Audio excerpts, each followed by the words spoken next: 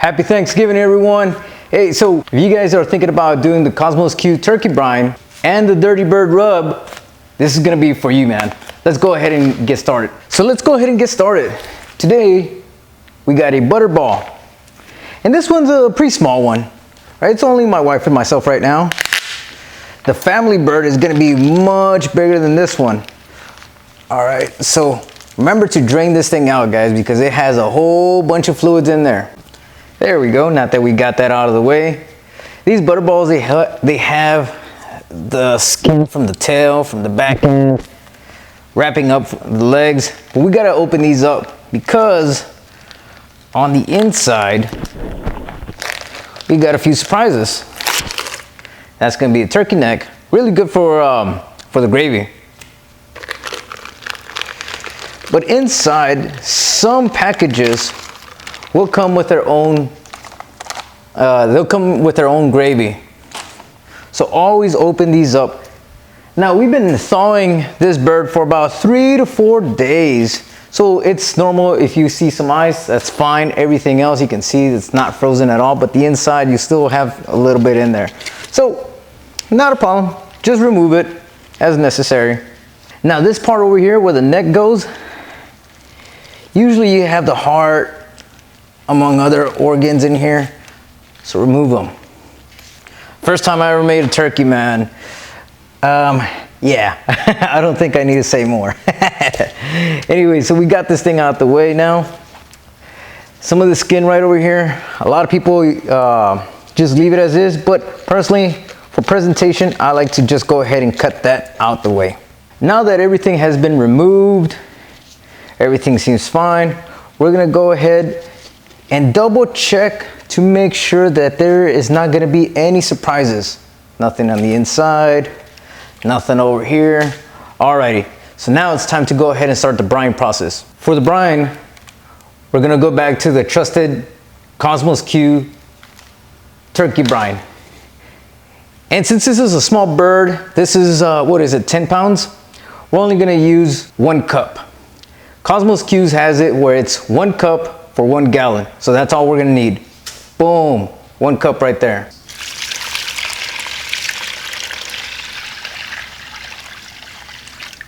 Make sure everything is nice and incorporated. Mix it really well. You don't wanna have any granules or anything like that, not dissolve and just sitting right there, man. You wanna take advantage of the full flavor of the brine. That's the entire point of brining this thing, guys. If you guys already have a food saver bag, I mean a food saver machine with some food saver bags, get one of these expendable ones, man. You know, if you don't happen to have like the brine kit or any container that can hold the turkey with all the brine or whatever, get you one of these. They expand really well, and I'll have a link in the description below. So we're gonna put the turkey right in here, right in there. I'm gonna try and see if I can seal up some of this air out of here.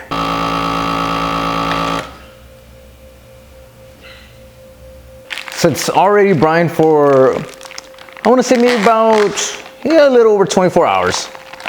So let's go ahead and open this bad boy up and get it out of here. Now you're gonna have to rinse everything out, otherwise it's gonna be incredibly salty. So let's go ahead and do that. Now that we have everything rinsed off, now it's time to go ahead and start the injection process. We're gonna go with 1 stick of butter. We're gonna add some of this Dirty Bird seasoning into the butter. That way the inside can have some nice good flavor in there. So let's go ahead and do that. Just 1 teaspoon, boom, get it in there. Now on the previous video that I made, I had mentioned to not overfill the chicken breast the turkey breast, because it will create a pocket of butter. And what will end up happening is that it's gonna create the meat, it's gonna make the meat very soggy. You really don't want that. You know, the very first time I injected, I did just that. I figured, you know what, the most injection, the better. And typically that's correct when it comes to beef or stuff like that. But what I noticed a lot is that in this particular turkey, well, in turkeys, you'll have like this little seam in there, like a little pocket somewhere around here. And all the injection, well, at least the majority of the injection will settle right in there in the middle, right? And usually that's pretty good because when you slice, the butter will start coming out from there, and that's really good. But whenever you do too much to it, after it cooks and everything, after it cooks and you start slicing and everything, the surrounding area will become too mushy. Any excess butter that's there, we'll go ahead and just use that as a binder. Now it's time to go ahead and season this bird up. Now, generally what I like to go ahead and do is do the backside first.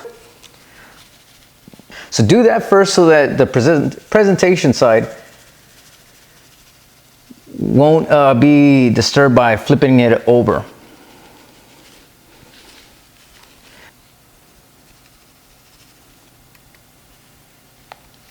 All right, I'd say that's pretty good. Let's go ahead and go to the smoker.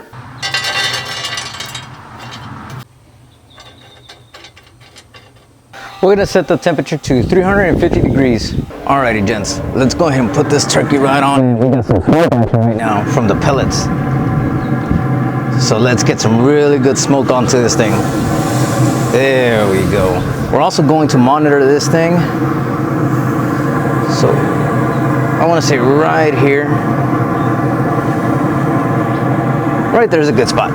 And the other one is gonna be on the thigh. So let's go ahead and put it right in there. I think that's gonna be good too.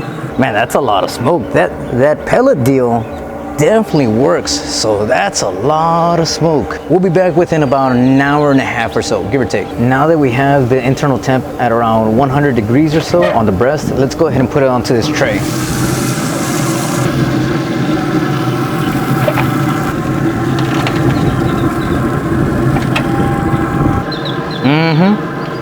Looking pretty good. We'll give it maybe about half an hour or so, and then we'll start spritzing it a little bit with some butter. Let's go ahead and butter this thing up. Look at that. Look at the color on it. Let's go ahead and butter this thing up.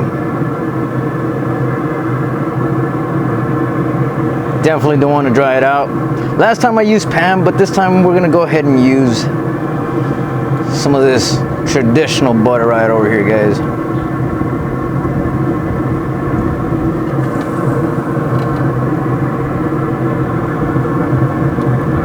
Look at that, gents. So we're gonna let it reach up to 160 degrees, and then from there we're just gonna go ahead and pull it right on out. We'll see you guys in a bit. Let's go ahead and take a look at it. Internal temp is at around 160. Now remember how I mentioned you guys that on the last video, make sure that the breast is at 160, because last time on the carryover, it went all the way over to 168. So it's at 155 from what this thing says. I'm gonna give it maybe another 5 minutes, and then we'll go ahead. Oh man, you see them juices right there? All right, so we're gonna give it about an extra 5 minutes, and then we'll go ahead and turn this thing off. Look at this, guys. Look at the color on this thing. Oh yeah. You see how everything tucked in really well? You don't have to, you know, butcher twine the entire thing. As long as you can do it this way, I think it's gonna work out perfect. Very, very good presentation. We don't have any of the burning marks. We got just a little bit over here, but it's not a problem. Everything looks good.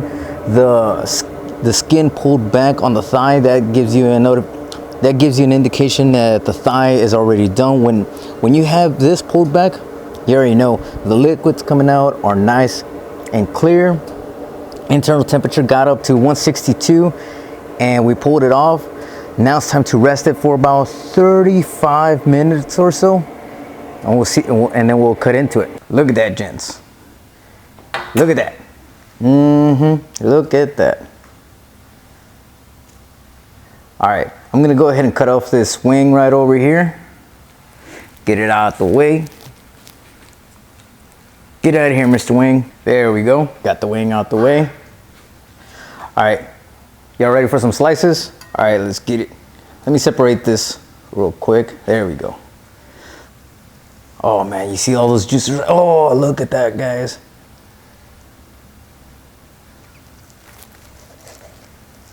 Y'all see that? It's gonna be hard to put on camera, but let me show you something real quick. Look at that. Fantastic. Oh man, look at that. Look at that, gents. See that? You can still see some of the seasonings right over here from the injection. So that's gonna have a whole bunch of flavors. So what we're gonna do is we're gonna do a cut right over here, right? That way, once we keep cutting it, it'll just fall apart like that. Look at that, guys.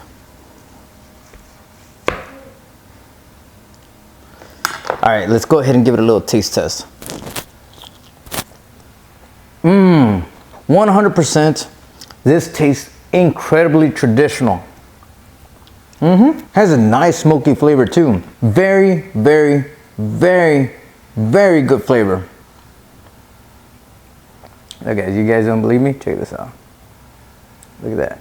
Look at the moisture right there. With a little hint of smoke too, not overpowering by any means. See, I got a little bit of seasoning right there. But look at this, guys. Look at the glisten. See, if you try and get it out at 165 on the dot, it's gonna overcook on you and it's probably gonna end up going to the 170s or so.